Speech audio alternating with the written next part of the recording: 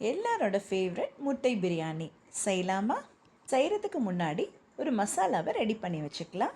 ஒரு கடாயில் பட்டை, கிராம்பு, ஏலக்காய், அன்னாச்சிப்பூ, சோம்பு, மிளகு, ஜீரகம் வறுத்து பொடி பண்ணி வச்சுக்கலாம். இப்போ பிரியாணி செய்யலாம்.